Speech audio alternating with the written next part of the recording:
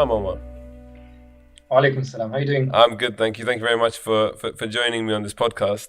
Um, Yes, well, so I guess to start off with a bit of congratulations for yourself on 3 years of the Muslim Influencer Network. thank you. You were on our podcast a few, I've lost track of time in COVID, but let's say a It few months was ago, end of January. end of It January, was. Yeah. when the world was normal and you could be in our office. So yeah, you were on with Ibn Ali Miller, and we were talking a lot about Ibn Ali's story. And I guess if people do want to listen back to that, they can check it out. It was a fantastic conversation we had, and he shared so much and shows, I guess, like for me at least, at its peak, what an influencer should be and can be, especially in the kind of Muslim space. But we also discussed on there the fact that we should probably have a separate conversation with yourself, because I think there's a lot to discuss generally around this space. But I guess to start off with, can you share with us, with myself, whatever, a little bit of background as to how you started out in working with influencers and where the idea came from, and just I guess the genesis of the Muslim Influencer Network? Yeah, sure. So I'm Omar, 28 years old, co-founder of MIN. I've been working with influencers for about 7 years now, and it started when I suppose when I was in my early 20s. There was some nasheed artists who approached me and said, you know what, we don't have anyone to manage us, and we've seen that you used to be a journalist and used to write about music, and therefore you probably have some insights into what we're trying to do. So I said, you know what, I don't know anything about influencer management. I don't know what to do. I don't know what to advise you, but you know what, let's give it a shot. So I just literally started with some people in music and in the nasheed industry, and one thing led to another, and I started working with a comedian and then a photographer, and then someone in sports, and then previously I've managed people like Khalid Sadiq and Mikhail Mala, Ibn Ali, as you talked about. So cross paths with and managed and advised a lot of influencers over the past And, 7 years. and what specifically is your role, I guess, in all of that? Because I can imagine that what it is now is probably very different to what it started out as. Yeah, But like how did that all kind of come to be in the place that you guys are at now? Because I think, and we'll get on to talking about some of the campaigns and whatever else, but I think now you guys have worked with some sizable brands. And I think, I mean, Rubicon Mango off the top of my head. I believe Primark, I could be wrong. yeah. But yeah, like huge names. And you guys are at the forefront of kind of working with them and getting influencers in and doing campaigns. But Yeah. how did it all start? What prompted you to even want to get involved in this space? Yeah, so I was working with influencers historically, but when I was working at a charity, I met my business partner, Safe, and we actually worked on an influencer campaign together. And after the campaign, what we realized is that there's actually no one to represent these guys, no one to look after them, no one to look after their well-being, no one to think about their future.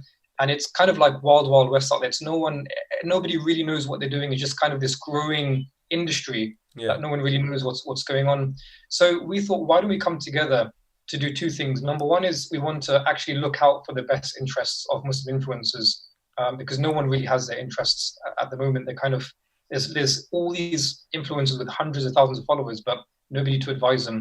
So why don't on the one hand we look after them holistically, from a financial perspective, connecting them with brands, from a emotional, spiritual perspective, looking after their well-being, and then also, it has to be a business. So why don't we connect brands with Muslim influencers? yeah. And that's how MIN came about. We're a marketing agency which help brands understand, value, appreciate, connect with Muslim influencers, and we run marketing campaigns. On the other hand, we also have our duty to influencers. So we manage them and look after them and think about their well-being and their future. So those are kind of the two sides to MIN. It's a marketing agency, but also a management agency as well. And I feel like a lot of what or the infrastructure of what you guys provide is kind of playing catch up to the space that social media provided and the prominence that it gave to individuals to be able to grow their profile, their platform, grow an audience and everything else. and now we're just kind of saying, right, how do we deal with all that stuff? And I think, you've touched on their kind of mental well-being, and I think that's something that's definitely kind of come to light over the last few years, generally with social media, and it's something that we also discussed on the previous podcast very briefly. But social media, I guess, if we can start all the way back at the beginning, social media in itself for me, and I've worked in digital marketing myself before the Muslim Vibe. I was running a marketing agency, and obviously we've had our own offline conversations about all of that stuff.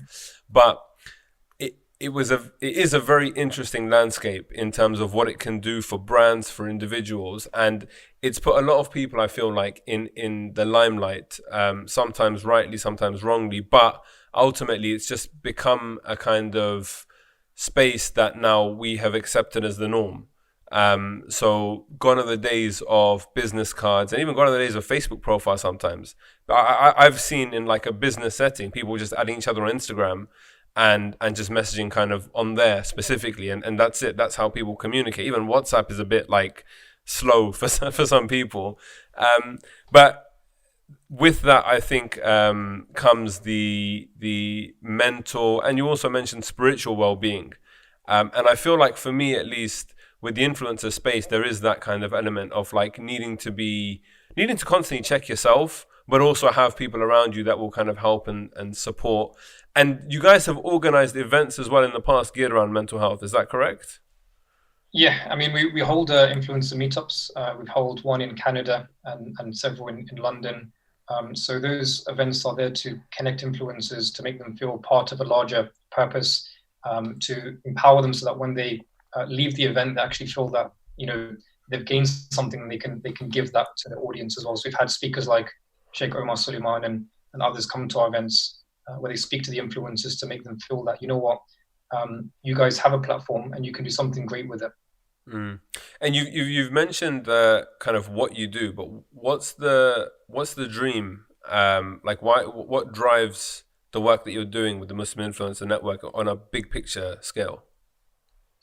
I mean, it largely started by the fact that we recognized that a lot of influencers were kind of they were kind of by themselves. There was no one to accompany them, and often they would suffer things like mental health issues, depression, anxiety, because having a platform and having fame comes with a lot of attacks and hate and criticism. So we wanted to genuinely support influencers. That's what I've been doing for many years. Moving forward, and what we want to do is we actually want to become a place that not only looks after influencers, but we actually really help brands recognize and understand who Muslims are. So different communities across the world, helping them understand Muslims and communicate with them in a better way, in a way which is authentic, so that brands can really speak with Muslims in a way which resonates with them, rather than in a kind of tokenistic way, where they're just using Muslims for their bottom line or to make profit. So creating strategic comms in a way to target Muslims in ways which resonate both ways. I think that's a really interesting and important point. Like when we had a quick chat a few hours ago, just discussing what we wanted to discuss, and you overlooked the notion of talking about the campaigns that you guys do, but I thought that's a really important place to actually start the conversation a little bit, because as you've just mentioned, you've worked with large brands, and a big part of that also is the way that, and for me at least, it's the way that brands are marketing towards Muslims, and it not being kind of tokenistic, cheesy, or just incorrect, and even like unethical at times in the way that things have been approached in the past. And I feel, and like I've had these conversations with Hasib in the past in the office, that like we need to be able to be a part of the conversation as to how people are kind of engaging with Muslims and getting them to understand the nuance. And I guess also not looking at Muslims as like this one large group, this one monolith, because you always hear notions of, the Muslim market is worth 6.8 billion. I could be wrong with that figure, but figures get thrown around. The halal market is worth this and that and whatever else, and people are just looking at it as a potential cash cow. But obviously, like the end consumers are real human beings, which are a very diverse bunch with different backgrounds, ethnicities, genders, ages, and all that kind of stuff. And I feel like, for me at least, it's important that people understand. And I'll give you an example. Like the one of the Jenner sisters, I can't remember which one, Kylie Yeah. Jenner potentially, did like a Pepsi advert a few years ago. And it was like a protest ad and whatever else. And it caught huge amounts of fire from people. And I feel like the reason why, and not wanting to endorse Pepsi or the Jenners or the Kardashians or any of that, but I feel like this wasn't a well thought out approach to something, and also that the people at the heart of the message that they were trying to put across were not consulted or approached in any way with this. I could be wrong, or they probably got really bad advice, but it backfired for that kind of reason. And I think that's also the mistake that's often made. And even if we look like more broadly at film and media and things like that, when you have, for example, a Muslim character, and this happens time and time again, you have a Muslim character and there's a shot of them praying, but they're praying completely incorrectly. Like by no madhab, no school is that prayer anywhere close to resembling our salah. But that's just like, oh yeah, we have a Muslim, like let's just chuck him in there. You ask the one brown guy in the room, how do Muslims pray? He's a Sikh guy, and he just tells you, yeah, they do this, and that's what they end up doing. And I feel like that's the same thing that's happened in the past. And that's where I think there is a huge need and a space for you guys to come in and having, and I think also with the influencers generally, Ibn Ali for me, and I think let's move on to talking about him because he's an exceptional case and an exceptional human being. One of those few people I feel that has like a very genuine energy around him when you meet him, very, very magnetic personality and just bags of sincerity. But getting influencers to also look beyond the superficial of social media is really important, because I think that's where there's a slight battle between the fact that social media is all about instant gratification. It's all about likes, retweets, shares, how many people are watching something, how many people are reading, and all that kind of stuff. And the deeper message and the deeper meaning of what we're trying to do as Muslims is always about, and you put it quite nicely, it's like a delayed gratification of we want the akhirah, we want to go to heaven, we want to go to Jannah and whatever else. And it's difficult, I think, to kind of reconcile those two sometimes. And a lot of influencers have been created and molded in a world that's all about instant gratification. And I guess, I'm assuming, and correct me if I'm wrong, but I'm assuming a lot of the work that you guys are also doing is around getting them to think more long term and less about the likes and the follows and the retweets, and actually more about the messaging and what they're able to do with their platform. I mean, just one more thing before I bring you back in. But if we look, for example, at what's happened in the last week in the UK, well, I think it'll be a couple of weeks ago when you're listening to this back, whoever's listening. But with Marcus Rashford and the free school meals over the summer holidays, this is an example of a person who's not a politician. He's a footballer with a huge platform, and he's used his status and he's used his audience and his influence to at one point be on the phone to the Prime Minister, make his case and actually win something in quite an incredibly positive way. And it's something that, you know, I as a Liverpool fan, I don't care that he's a Man United player. I'm incredibly proud of Marcus Rashford, and you've seen that across social media, people just coming out in support of what he's done. That's the kind of I mean, not everybody can get on the phone to the Prime Minister, but I think that we can make a difference in our own respective circles. Another example, very quickly, Stan Collymore, who is a pundit and an ex-footballer. I think he tweeted Mercedes about the fact that they advertise on LBC, and LBC have Nigel Farage on the platform. And then off the back of that and various other pressure that was being put, Mercedes pulled their funding, or pulled their advertising from LBC, and LBC eventually terminated Nigel Farage's contract.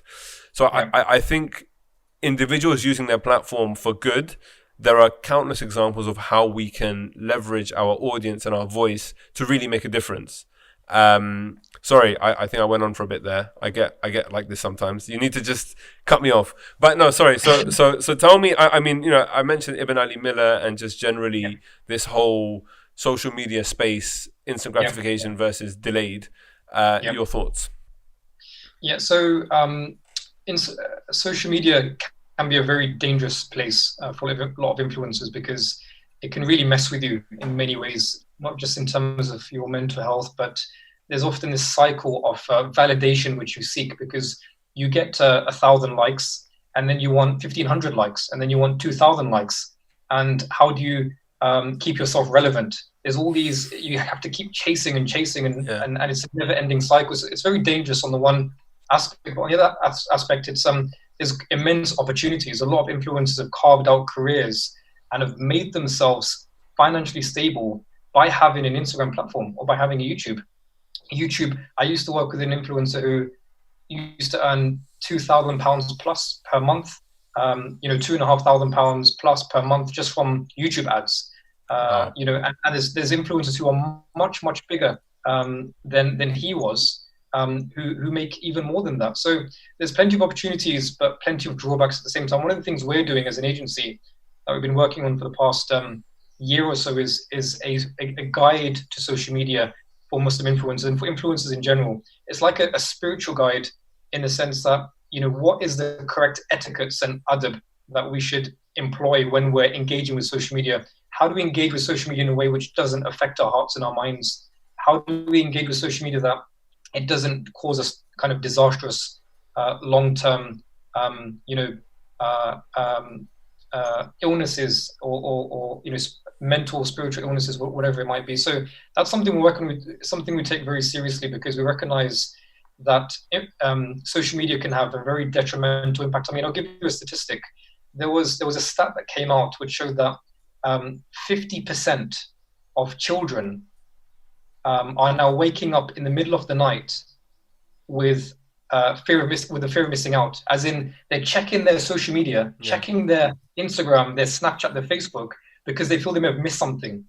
So you have to start to question, what is the world we're entering into, where children are waking up, and I'm talking about children under 10 years old, they're waking up in the middle of the night to check their phones. And if that's where we're at the moment, where are we going to be in 5 years' time or in 10 years' time? And another interesting stat is that in America, there was a study done, and the number one occupation that children now want to be is an influencer. More so than a doctor, more so than an accountant, more so than a lawyer. They want to be influencers. So this is the world we're heading into. Influencers are now approached more so than scholars are to answer questions. I've seen this managing influencers' emails. There's questions like this. They've got fiqh issues, or they've got like religious issues they want dealt with, and they're asking influencers, and influencers are not scholars. So it's an immense responsibility that influencers have these days. Having to look into all of that. And I think, like you said, Ibn Ali is a really interesting example. Sorry. I do this a lot. I apologize. Before we move on to Ibn Ali, because there's a lot to say there. He's an incredible human being.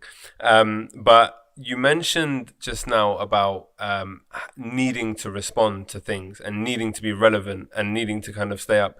I feel like if we look today with the Black Lives Matter movement in America, that in itself has provided like a very interesting opportunity for introspection. I think about my own personal social media, because I didn't. We were talking just before we started recording about the podcast that we've launched, the I'm Not Your Bilal podcast. I'm gonna take this opportunity to plug our podcast.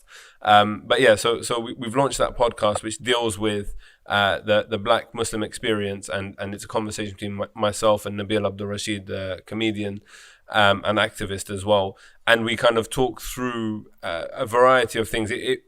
We wanted to start out the conversation as a broad thing, but it's obviously now focused on Black Lives Matter, but over time we'll expand. Sorry, that's quite a long plug for the podcast.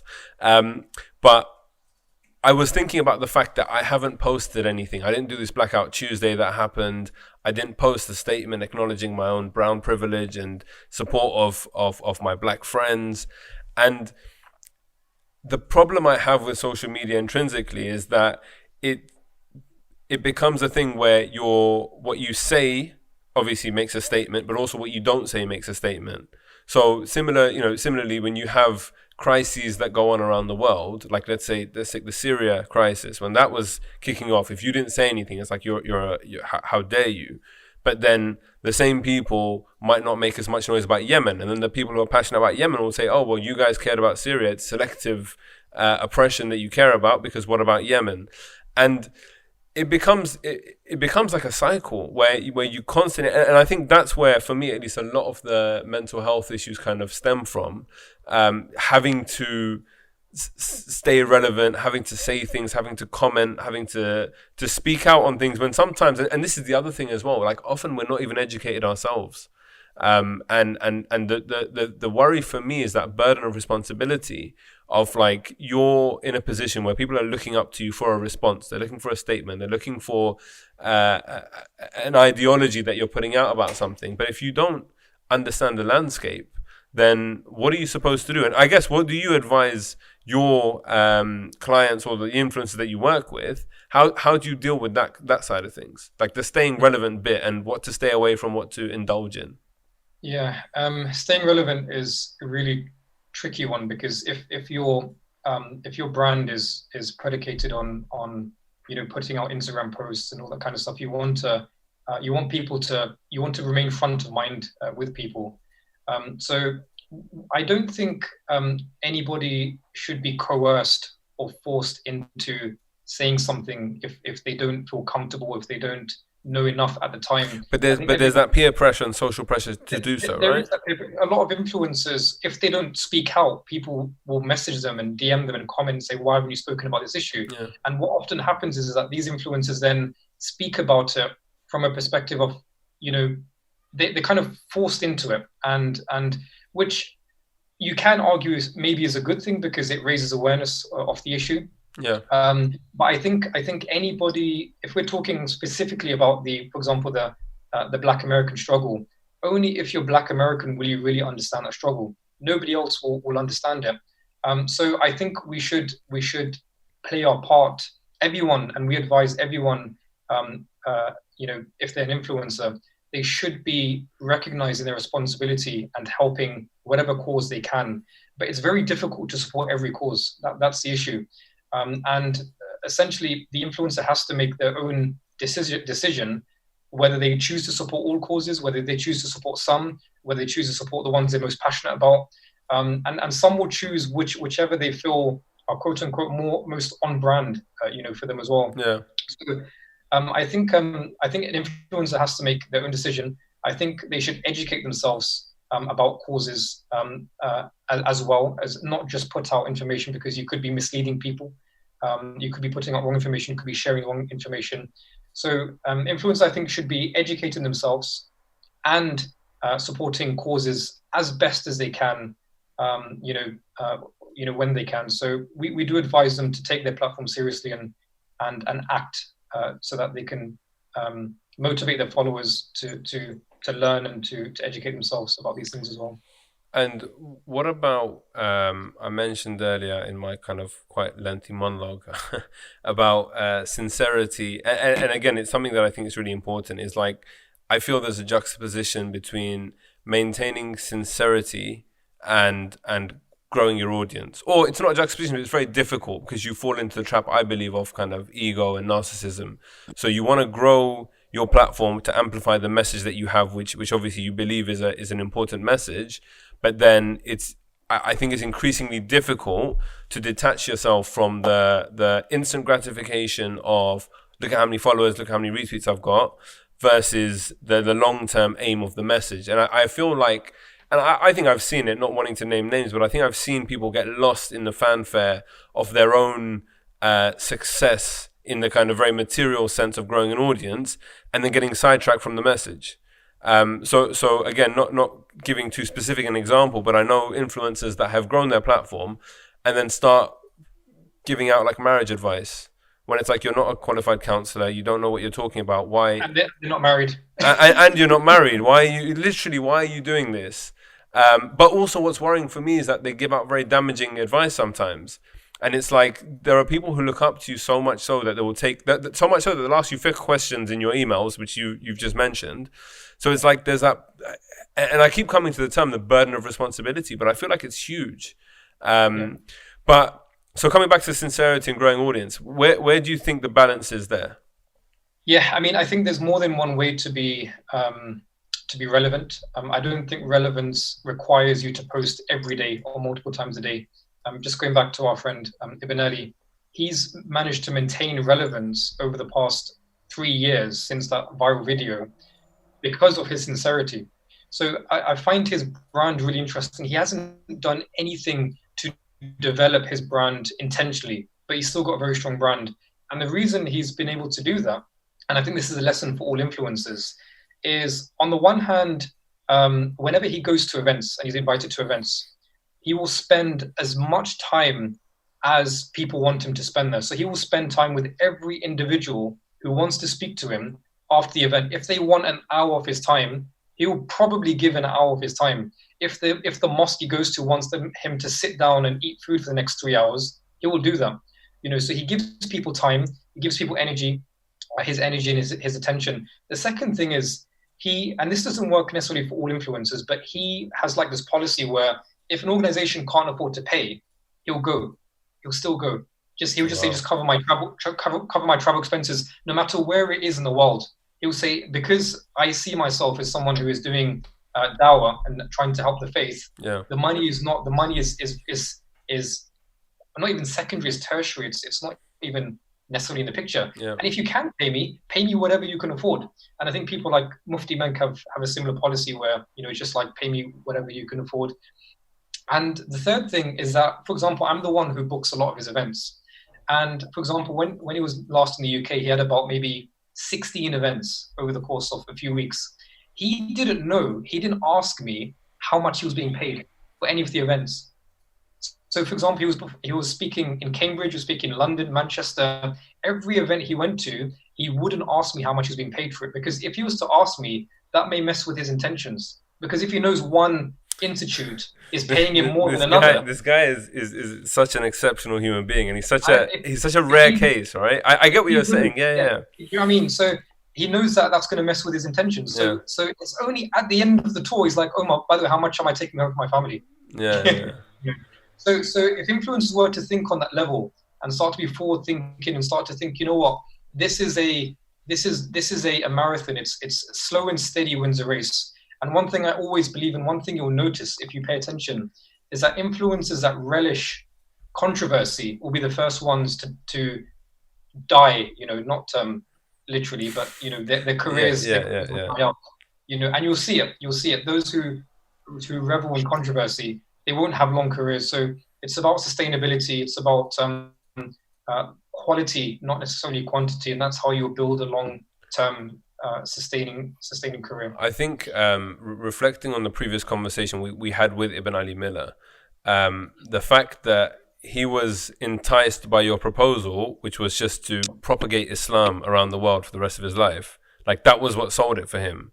And he was very clear that he had a 15-minute window of fame, and that's all it was. It was never like he didn't obviously expect that. And again, like listen to that previous conversation we had. We delved quite deep into the whole background story and everything else. But I think for me, it comes down to intention, right? And that's why, I want to talk about sincerity. And his intention has always been to propagate the message of Islam and to speak about Islam and to educate people and to share his experience and whatever else.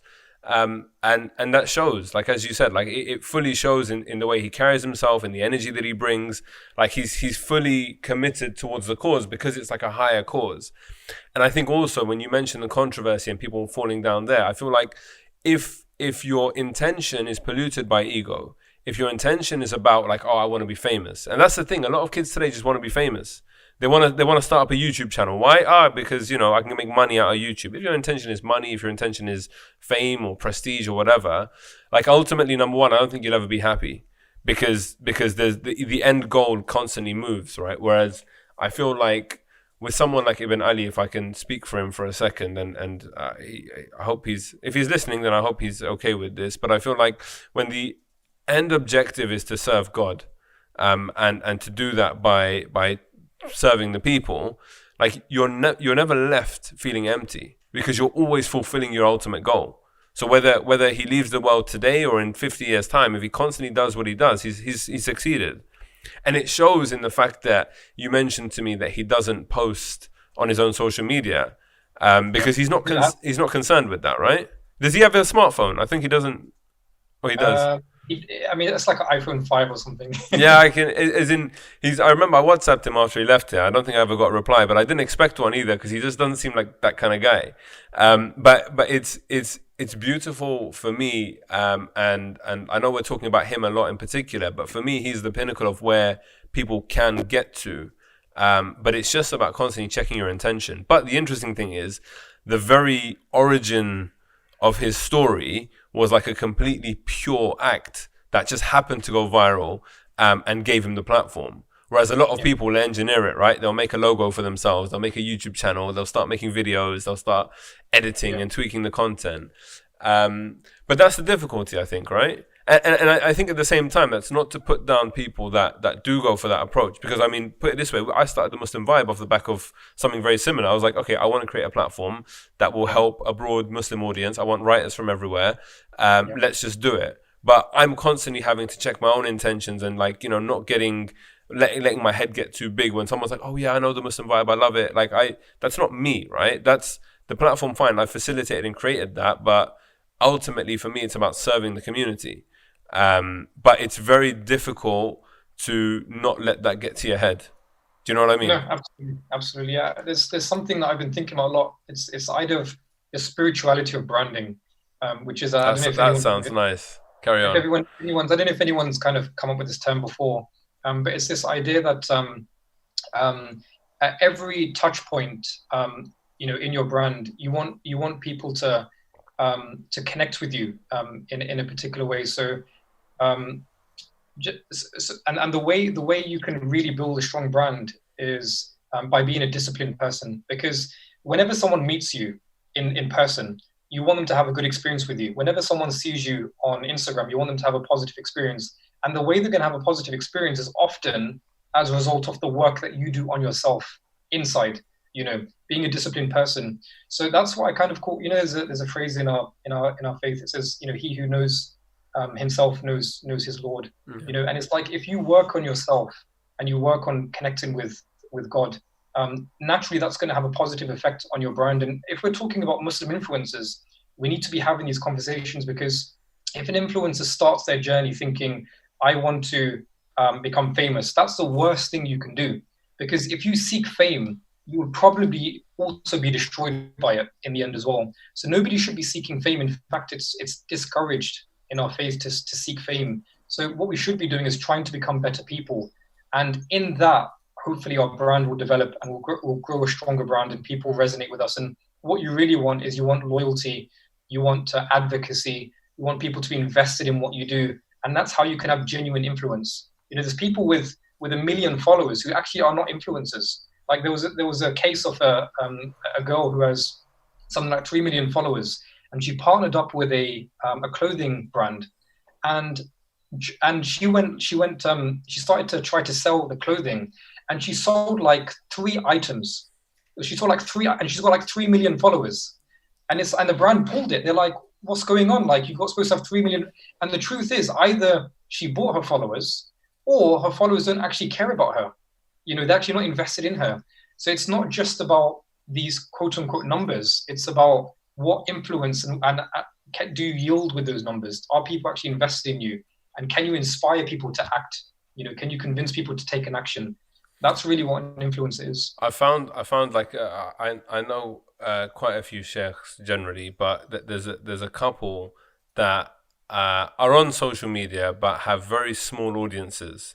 And I've had conversations with them about growing their brand, because I think, for me at least, their message is on point, and I'm like, more people need to hear this. If more people heard this, like, it'd be better for them. And I think, whatever, we've had these conversations, but what's really interesting is that a lot of the times the people who have things to say, the people who will genuinely inspire you and better your lives, are so unconcerned and unbothered with like how many people are listening to them, that they completely neglect that side. And I feel like what happens as a result is the vacuum gets filled a little bit by your kind of Tom, Dick and Harry's, or like Muhammad Ali's and Ahmed's, who are just kind of like wanting to put stuff out there, right? And to be quite clear, a lot of quote unquote influencers, the reason they start is because of insecurity. Yeah. they're insecure and they're seeking validation. This is not all influencers, by the way. It's many. They're seeking they're seeking validation for the insecurity, and becoming an influencer is a way to think that they feel validated. And that's the reason why some people start. And if that's your intention at the beginning, you're never going to be validated, because there's always more that you want. Yeah. It's this never ending cycle. So I think it's important, whenever someone seeks to create a platform, they need to question, why are you doing it? It's really important to go inside and think, what is the reason I'm doing this, and what do I want to achieve? What is my end goal? I feel like the scary thing about this all is that how easy it is to do, because I don't think it often starts off as, oh, you know what, today I've decided I want to be famous or I want to become an influencer. It's like, you start out posting content, you'll get a tweet that gets like 100 retweets. All of a sudden, oh crap, I can say funny things, or when I make little TikTok videos, people like it, and it just kind of snowballs and grows. And again, I want to blame the world if I can. Like I feel like the world allows people to do that. And like, the fact that you can have your 15 minutes of fame with a tweet or with a TikTok or a Facebook post, it messes with your head. And because I think human beings are egocentric by kind of nature in like an animalistic sense. But the whole point is that we should be God-centric from a Muslim perspective. And detaching ourselves from the ego side and attaching ourselves to God is what's very difficult. And it's not a binary thing. It's not one or the other, because there are some times when you'll do something with the cleanest of intentions. And there's other times where you allow your human self, your low self, to kind of get in there, right? And I think it's very interesting that you mentioned earlier that you're working on a kind of a book, or like, is it a book that you're working on, right? That's exploring the akhlaq and the way that influencers and people should generally conduct themselves online. And again, it comes back to what I was saying right at the beginning, that we're still playing catch up. Social media came about, and I know now for a fact, I've discussed this quite a few times on the podcast, but social media came out, and we adopted it without actually understanding the rules and regulations, and even like the moral way to and the ethical way to behave on these platforms. And now we're slowly, and I this is the first I've heard of it from yourself, but now we're slowly looking at it from an Islamic perspective and saying, all right, let's actually assess how we should behave. And I think if anyone doubts what I've just said, go on Facebook if you're old enough to have Facebook, because I know young people don't like Facebook anymore. But look at your posts from 10 years ago. Look at the language that you use. Look at the way that you used to speak. Often it's cringy and embarrassing, and you probably said some offensive stuff. And a lot of that comes down to kind of just ignorance and stupidity. But no one kind of told us that actually, look, what you say now is going to be there for the rest of your life. And it's the same as if you were saying it in person. If you wouldn't say this to a person's face, then don't say it online. But there's a lot. I wanna move on, because I wanted to discuss some breaking influencer news. Well, not really, but that sounded like Mohammed Hijab. So please don't say that. So basically, we discussed it briefly just beforehand. I think the most current influencer type news that's going on right now is Amina Khan, known as Pearl Daisy, recently removed her hijab. We didn't want to get into talking about, is it halal or haram hijab, blah, blah, blah. Everyone's entitled to their own choice. And I fully also appreciate, there's a disclaimer for everyone listening, that we are two men, and I get that we're talking about a sister and it's a hijab type situation. But I think the fact that you work with influencers and we're dealing with the influencer space, I wanted to move the conversation on to kind of the responsibility element, because here's my thought, and then you tell me what you think, right? I feel that when you become an influencer, especially like Muslim hijabi influencers, they're called hijabi influencers, whether they call themselves that or others do, that's what they're known as. And they grow a large audience of young, impressionable teenage girls and older as well, who look up to them and respect them and enjoy their content and their videos. And they are seen, as you said, like people are asking these people questions, and they're seen as like, role models. I feel like when something like this happens, when a sister decides to remove her hijab, who has a platform and has an audience and has built that audience and profile off the back of talking about hijab and selling hijabs and whatever else, I feel like there's a bit of a problem, and it's a bit like I worry for the audience that they've built up and what those audience members, so to speak, will think, what their followers will be inclined towards kind of thinking. Because often I think we kind of sometimes shift our own morality onto those that we look up to.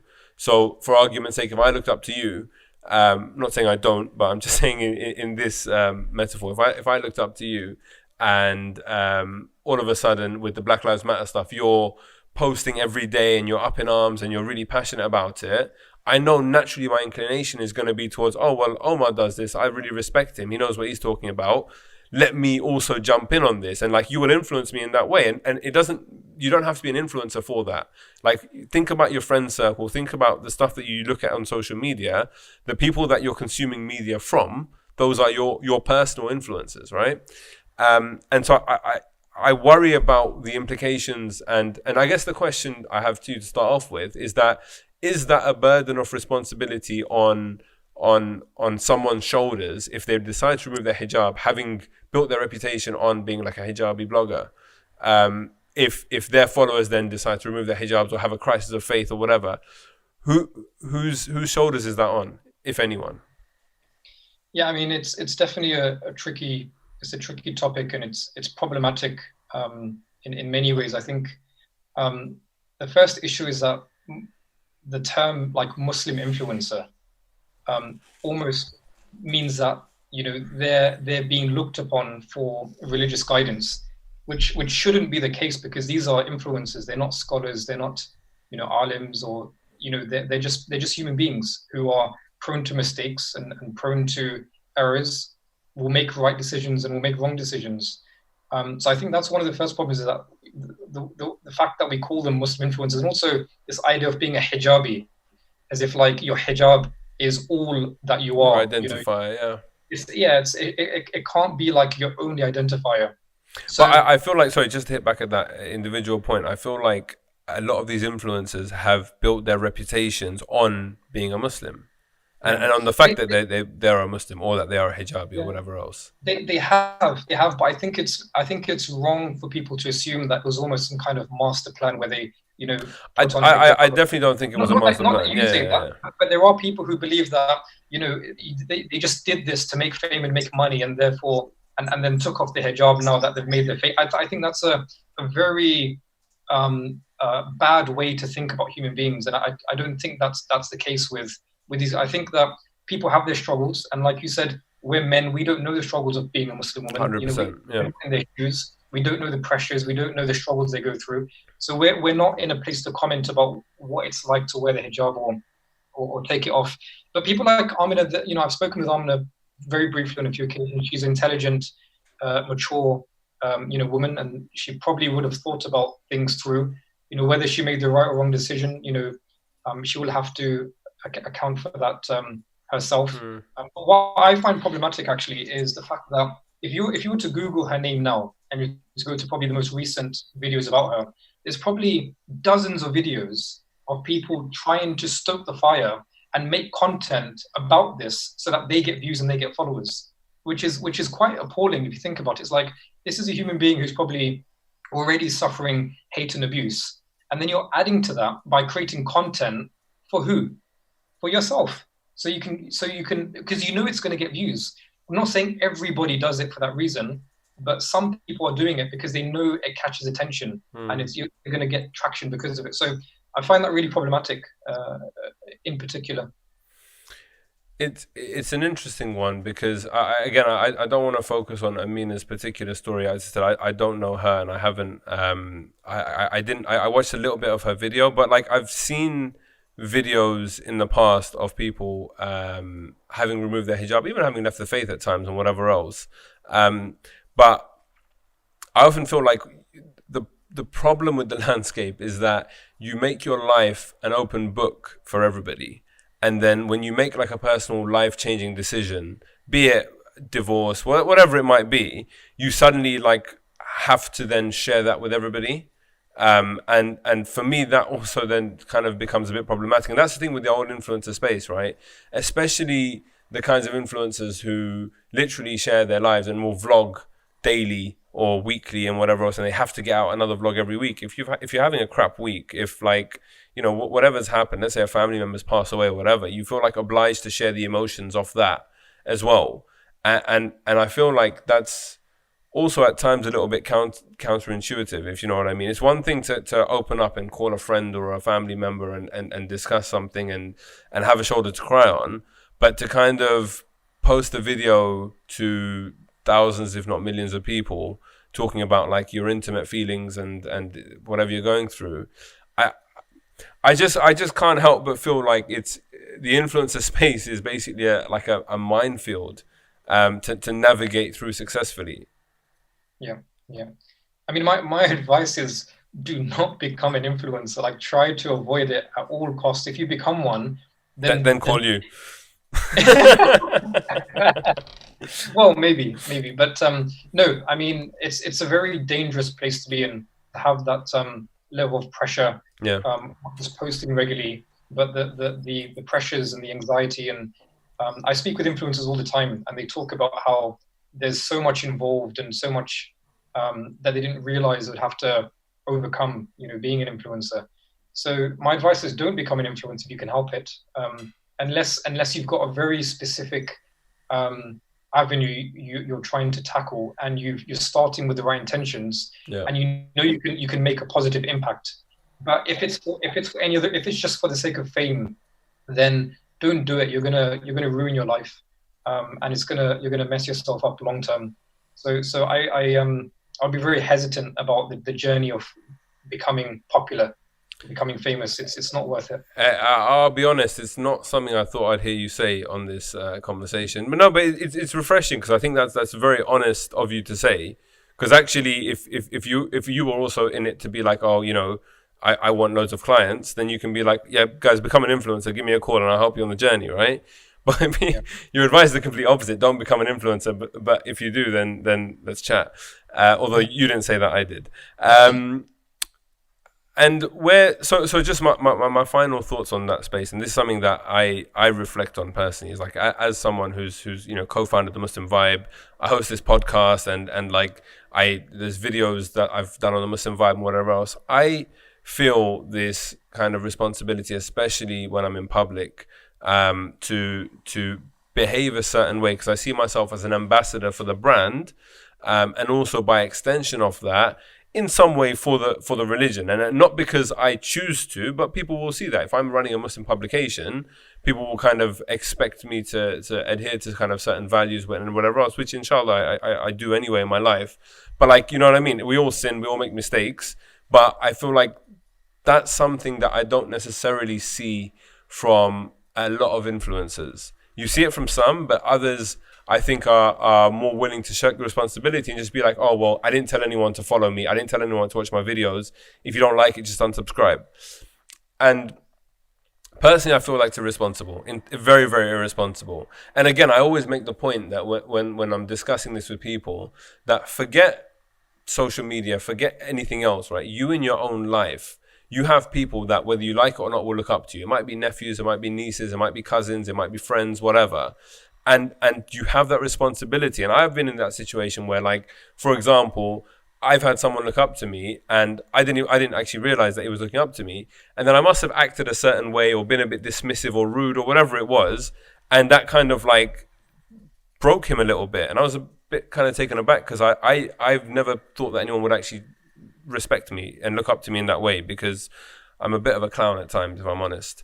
But the fact that someone did, I was like, oh crap, actually I need to, especially if I don't know somebody, I know the relationship and the dynamic, I need to acknowledge that and be respectful of that space. Do you know what I mean?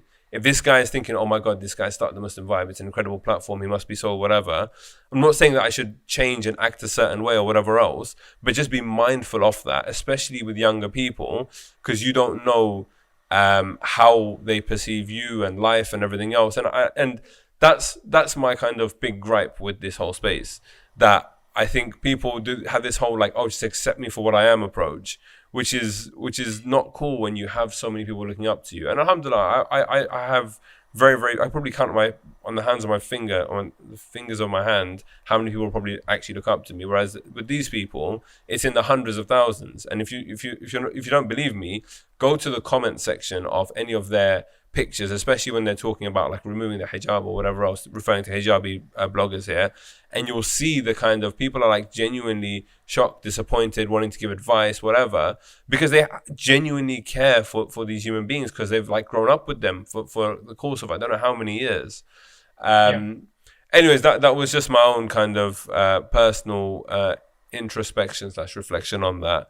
Do you want to add anything? If not, we can move on to the final bit. No, I think you covered everything. I think naturally, if you've got a following, whether you like it or not, it comes with a responsibility. Yeah, you're gonna have to face it. No.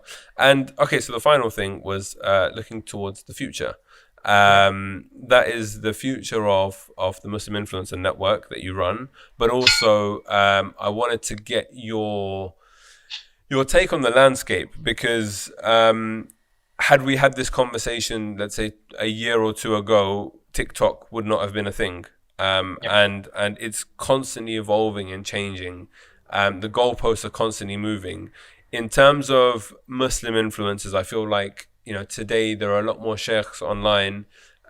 People like Omar Shahid, who you mentioned, Imam Suhaib Webb, Khalid Latif, and Mufti Menk obviously as well, who are growing their platform. Mufti Menk, for example, in Ramadan was doing Instagram lives every night pretty much. I don't know if you watched any of them, when he would just connect with random followers of his on Instagram and have a chat. And it was really nice to see, especially like how global and diverse his audience is. By the way, did you see his conversation with Adam Saleh and Slim recently? No. Oh no. Really? Yeah. So Mufti Menk was on Instagram Live, and Adam and Slim, they requested to jump on with him. And he did quite an exceptional job speaking with them. Yeah. So of course everyone knows that Adam and Slim have have a history of probably problematic videos and statements that they've done. Yeah. And Mufti Menk did a really subtle and sensitive and intelligent job in encouraging them and advising them, but not being harsh with them. And for me, it's like there's all these people that probably have like lambasted them and said you're the devil and you're the Dajjal and all this kind of stuff, which just probably made things worse. Yeah. And then you got Mufti Menk with his kind of wisdom, who's like, no, I don't want to criticize them. I'll just encourage them. How about encourage them? And that probably did more for them than all the tens of thousands of people who criticize them and hate and put hate on them for the past few years.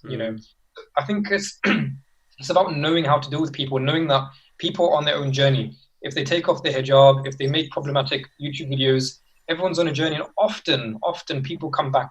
And it's just a matter of being patient, praying for them, advising them, encouraging them, and people will come back in the end. So where do you see the landscape in the next 5 years? With regards to Muslim influencers, or yes, not influencers. I think the amount of people who want to become influencers is not going to slow down. There's already hundreds of thousands of Muslim influencers. Now you have nano, who are under 10,000 followers. You have micro 10,000 to 100,000, macro 100,000 plus. So that's not going to slow down. I think brands will continue to work with Muslim influencers. I think I think things will get more extreme. I think Muslim influencers are going to continue to push the boundaries to seek fame. I also think that influencers are also going to start to adopt even more responsibility. And so to give you an example, in Ramadan, we worked with one female influencer. She's actually a scholar, and she doesn't have a particularly big following. And she raised something like 60 to 70,000 pounds within a week for charity. And there's going to be more and more of these cases where people are doing incredible things.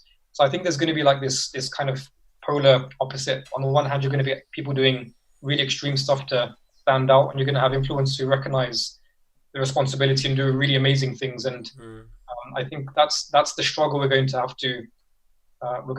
see. And do you feel like there's enough education from a kind of scholarly perspective on this? Yeah, I think scholars are trying to figure things out themselves as well. Yeah, What on earth is going on? What on earth is TikTok? And how do we work with influencers in a way to empower them and not make things worse? because I've always felt like, and the experience that I've had personally is that there's kind of a hand-in-hand relationship where I, for example, need to advise and in a lot of cases teach like sheikhs that I know how to use social media, Twitter, Facebook, whatever else, and then get the advice back from them as to how to conduct ourselves on the platforms. Because I think that's what's been lacking for a long time, because a lot of the times it's a generational thing, because I guess in 10, 15 years time, a lot of the students that will be graduating would have been born into like a world that Facebook already existed, or like, Facebook came about when they were very young, and so we'll probably understand the landscape a bit better. And I think that's where we are playing catch up from like an institutional perspective, if you know what I mean. In terms of it's still for me a little bit the wild wild west, and I very much welcome the work that you do and the ethos and the approach that you have as well. Because frankly speaking, if I mean, we've known each other for a few years now. If you were just running like a business and it was just about capitalizing off influencers and matching them up with big brands, I'd be like, yeah, good on you, enjoy the money, but there's no conversation to be had. But I've seen, and it's not just lip service, but I've seen you talk about this stuff and then actually put it into action, which is for me very, very promising. And why I wanted to have this conversation with you, because I think people need to kind of appreciate and understand that there are positive ways of channeling kind of social media clout and infamy in that sense. But you do need to kind of, I think, number one, introspect a hell of a lot and really constantly check your own intentions, because only you will know your intentions.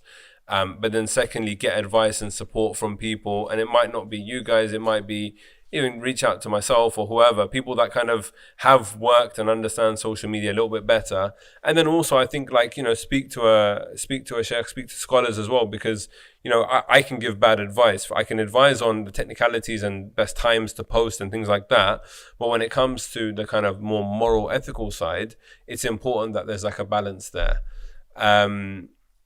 Yeah, do you have anything to add to that? No, I think you've covered everything. I think we're here to help. We're here to support influencers, and also here to help brands understand how to speak with Muslims as well. Yeah. How best to understand them. Let's see where things go. But it was really good speaking with you again.